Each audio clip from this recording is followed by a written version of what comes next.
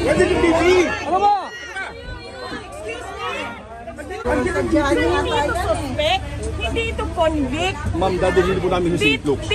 Dadalhin din po namin yung St. Luke's. Kanina, sinabihan kayo sa St. Luke's. Dinala nyo dito. Hindi ko po ma'am alam. Ibang driver po yun. Nako, sir. Ibang driver po yun. Hindi. Saan yan pupunta, sir? Nakita mo yung kondisyon niya? Paano tatakbo yan? Sumunod na kayo, sir. Sir, sumunod kayo ng lawful orders. Huwag yung alam nyo na injustice na siya sa mga tao. Huwag kayong bakla. I would not have pushed that bed by myself if I did not feel that I was being threatened. My life is being threatened. Alam niyo, I'm sure you saw in the hearing that my back hurts. I cannot parang lift heavy things. I cannot. But dahil natakot ako, I feared for my life. I really pushed that by myself. Because hindi lang to harassment. This is really a threat to my life. Wala nang batas sa bansang ito. Wala na pong batas. Kawawa naman po ang Pilipino. Ang sabi po nila, I just have to do an MR. Ngayon, I did an MR, but they did not rule on it. And then suddenly, they have an order transferring me. When ang nauna naman na order ng final ng lawyers namin was an MR to lift that order of contempt. Because they said that was the procedure. If they were not able to rule on that, how were they able to come up with an order, to transfer me to the women's correctional in the dead of the night? I mean, bakit ganun? Wala na bang rights yung mga tao? They just keep your room and then just get... I don't understand. Ma'am, okay na po kayo ng questions from media? Can I have tissue? Sorry. Yeah.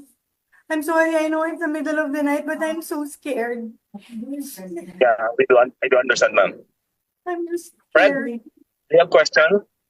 Ma'am, good morning po, ma'am. Ma'am, I hope I don't mind, pero why do you think po bigla kayong pinalipat bigla sa correctional, ma'am? Do you think po ba it's because of the presence of the Vice President there? 22. Ma'am, no, we're just reading po the order. Opo. Yes, ma'am. Opo. This is a detention center. Yes, ma'am. Yes, ma'am. Opo. Yes, ma'am. Yes, ma'am. Yes, ma'am. So, may space kayo para dito sa kanya. Yes, ma'am. Diba? Opo.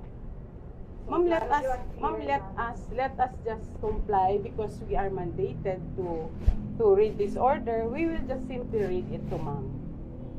Yes po. Ma'am, no, I think that's a different one, ma'am. Yes, ma'am, but before I give you the copy, ma'am, will you please allow me to read it? Yes, ma'am. Yes, ma'am. Thank you so much, ma'am. Okay, ma'am, may I continue?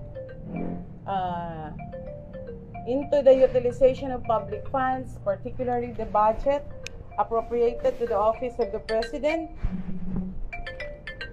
Vice President, for the years 2022, 2023. And then, ma'am, ibabasahin na po namin, ma'am, yung order na naka-arrest naman po. Ma'am, okay, ma'am. Ito, ma'am, tig-isa po ulit tayo. Yes, ma'am. Do I need my lawyers to be present? Hindi naman po, ma'am. Hindi naman po. I really This like time. my lawyers to be present, ma'am.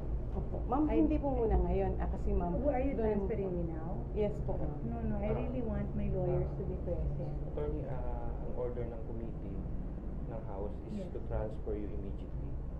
I understand that, Yes. but I really like my lawyers to be present. Can we arrange that while on transit? No, I really like my lawyers to be present. Kasi Ma'am, we can arrange that naman, ma'am, for you. Pero ma'am, let Can we us call them now? no ma'am, let us implement this first, ma'am, because we are I need my under. lawyers to be present, ma'am. Please, please. I need my lawyers to be present. Ma'am, not I here am- po. Opo. I am serving my detention in good faith. Opo. Please know that. Opo. From the US, I came back. I sat there and I answered the questions. So, I would like my lawyers to be present. Ma'am, are your lawyers around? We are going to call them. Ma'am, but we are ordered to I want my implement this lawyers to be immediately. present. Ma'am, please. Opo. So, Please I need to understand. also. Kasi ang ano sa Wala akong problema, sir. But I need my lawyers to be present. Before we can effect this, ma'am. I need Because my ba- lawyer. No, let them, let them come with me. Or at least masabihan ko sila. Ma'am, safe naman po kayo with us. Opo. It is not that. Wala akong issue about that. Leave the room now. Ma'am, ma'am, may lawyer naman po kami dito. I am not going Okay, anywhere. Just opo. leave the room now. Leave the room now. Ma'am, we'll check muna po sa aming committee. Walang problema. Leave the room now. Yan po. I just want my lawyers to be present. Narinig niyan lahat, ha? Opo, opo. I want my lawyers to be present. Please leave the room now. Paki-inform mo na sa Leave the room now. You can stay there. Walang problema. Nicole, leave the room now. Opo. Please just leave the room now. Ma'am, wait lang po. Maghintay lang po muna kami ng instruction. Kung ano naman po yung instruction nila. Leave the room now. Oh, it's okay. Please just go out. Leave the room now. na maisip yung correction na Sir Bayon, your question.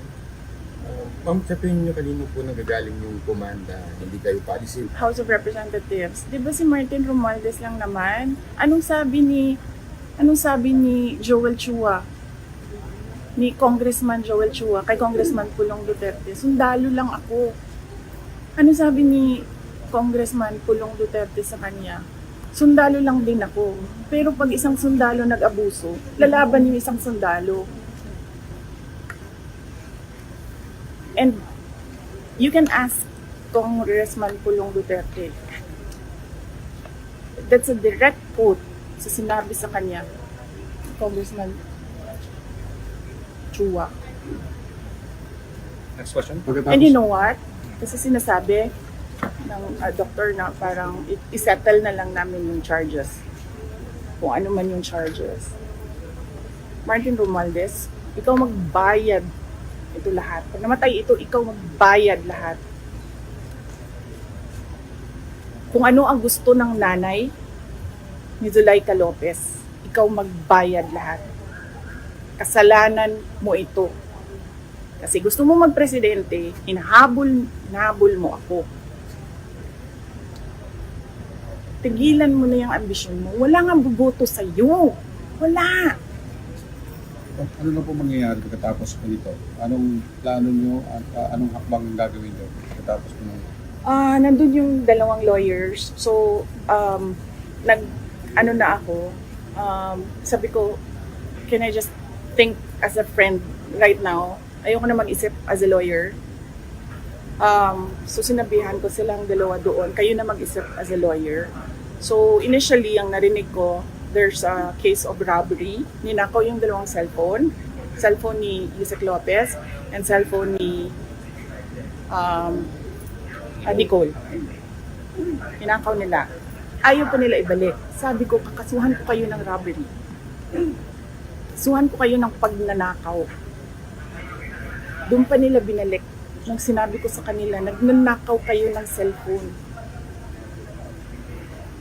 Hindi namin alam kung anong ginawa nila sa cellphone, di ba? Kung saan nila sinaksak yun, kinuha kung ano yung mga information doon sa cellphone. Hindi ba paglabag yan sa karapatan ng isang tao to privacy ng cellphone nila? Humihingi kami ng tulong kasi hindi namin alam kung anong gagawin doon sa loob. Walang tumulong sa amin. Wala.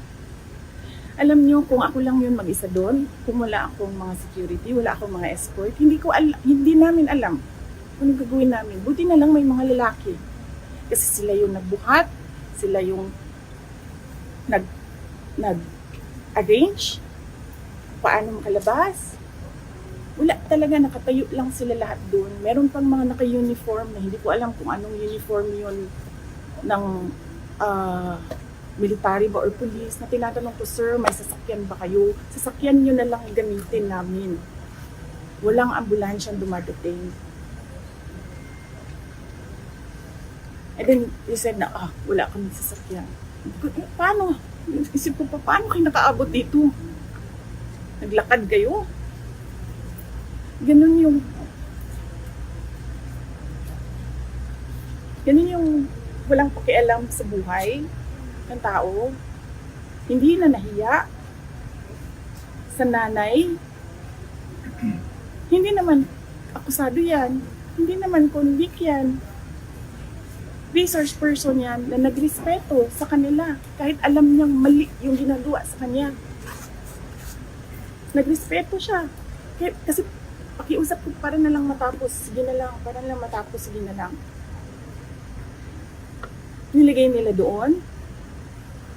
Kasi, nandun ako sa House of Representatives. Bakit? Sila ba may-ari ng opisina ni Congressman Pulong Duterte? Di ba siya? Dahil sa kanya inassign yung kwarto na yun. Kanina, nagko-cooperate pa ako, nagiging mabait pa ako, sinasabi ko austerity measures yung pagpatay nila ng kuryente. Hindi lahat ng tao doon nagsasabi sa house, hindi pinapatay ang kuryente. Pinapatay ang aircon. Pero ang kuryente hindi. Sa tingin nyo, ano pong magiging hakbang ngayon ng gobyerno matapos po itong nangyari? Tapos sasabihin nila, kasi nandyan ka, so kailangan namin i-on ang aircon, kailangan namin i-on ang electricity. Ano pa sinabi ko? Hindi i-off ninyo. Sinabihan ko. Anong pangalan ng general na yun? Sinabihan ko. Sabi ko, sir, hindi ko naman kailangan kuryente. Hindi ko kailangan ng aircon. Sa opisina ko, hindi ako nag-aircon. Ayaw ko ng aircon. And it turns out, nalaman ko, sira pala din talaga yung aircon sa opisina ni Kong Pulong. So wala talagang aircon doon. Last two questions. Ma'am, magiging action ng gobyerno. Sa tingin nyo, ano magiging hakbang ng gobyerno? Ay, wala na ako inasahan sa gobyerno na. Nakita ko, sir, nakita ko kanina, humihingi kami ng tulong. Walang tumutulong. Wala kayong maasahan sa gobyerno na ito. Wala kayong maasahan sa gobyerno na ito. Saan kayo nakahanap mag-promise ng 20 pesos rice? Na, alam niyang hindi pwede. Huwag kayo umasa na magbabago ang buhay niyo, kaganda ang Pilipinas dahil sa gobyerno na ito. Ma'am, kanina matagal po na hindi kayo pinalabas, di ba? Ano ang nag-convince sa kanila na payagan na po kayong nadala dito? Nagsabi na ako kasi wala nga ambulance. Nag-request kami ng ambulance. Si doktora nag-request na ng ambulance. Nag-request kami ng nag-request. Nandun na yung ambulance. I don't know gano'ng katagal. How many hours yung ambulance doon? 3 hours ang ambulance nasa gate. Wala pa naman nangyayari kanina eh. Walang nangyayari. Ang ginagawa lang niya, umiiyak siya, yes. Pero sinasabi lang namin na she feels she's not safe. She fears for her life. Hindi siya makaisip ng maayos. Tapos yun na nga, may nangyari na. Hindi ba sila nakikinig sa tao?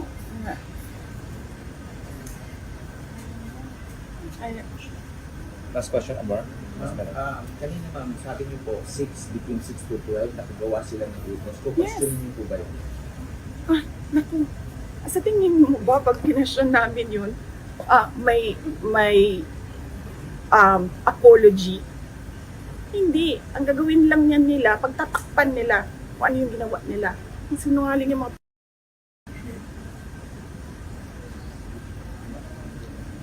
pamilya na sinungaling yan. Yung lahat ng nasa Quadcom, yung lahat na nasa good governance, pamilya ng sinungaling yung mga ano sinasabi nila lagi pag naka-off na yung mic? Hindi namin gusto yung ginagawa namin. Bakit hindi ginagawa? Diba? Sorry, uy, pasensya na. Sabi ka, Inday, it's nothing personal. Nothing personal, sinira niyo yung pangalan ko. Okay lang yan. Papatayin niyo yung kasama ko sa UVP. Hindi na kami mag-cooperate dyan. Hindi kami magpapakulong sa inyo. Humingi kami ng tulong kanina, walang tumulong sa amin. Sabi na yung abogado kanina, bordering on homicide. Attempted homicide. Nagsasabi ako sa mga taong nakatayo doon. Sabi ko, ano ba? Ano ba inaantay natin? Antayin ba natin ito na mamatay bago tayo pumunta sa hospital? Kasi pag namatay, sabi ko, hindi ito sa hospital pupunta. Punerarya, purlon. Kinahanglan nato hindi. Anong tanong? Message na lang po, ma'am. Kung meron kayong message sa taong bayan. Or hopeless. Hopeless. Sabi ko, we are on the road to hell. This country will go nowhere. I'm telling you. Walang papupuntahan itong bayan na ito. Wala silang ginagawa. Galing ako sa loob. Naging cabinet member ako. Wala silang ginagawa. Totoo lang. And personal knowledge ko yan.